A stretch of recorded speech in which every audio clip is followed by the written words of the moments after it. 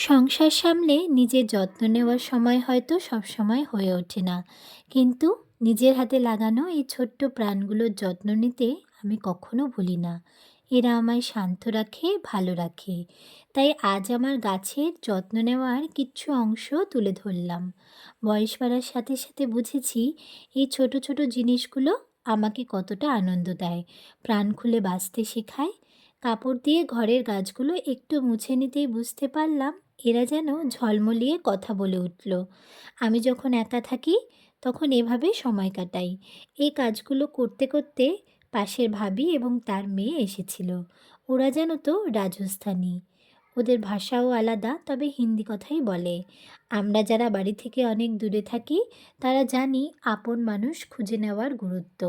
এদের সাথেই ভাগ করে নিতে হয় আমাদের সুখ দুঃখ, ভালো লাগা খারাপ লাগা।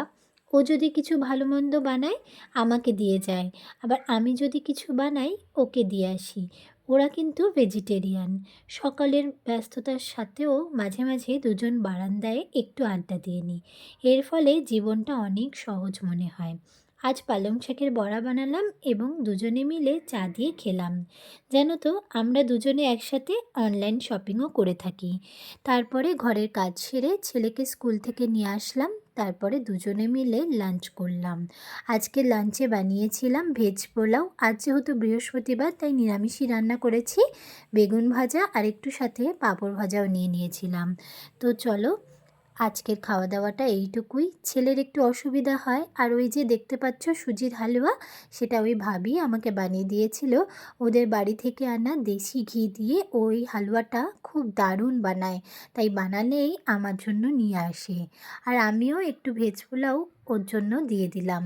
তো চলো, ভিডিওটা এই পর্যন্তই থাক। দেখা হবে আবারও একটা সুন্দর ভিডিওতে। ভালো থেকো।